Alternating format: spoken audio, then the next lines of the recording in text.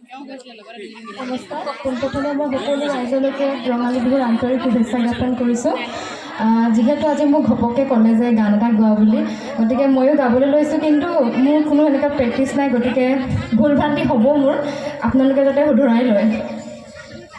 দিঘলৈ বাঢ়িলে জাজি নৈ বাঢ়িলে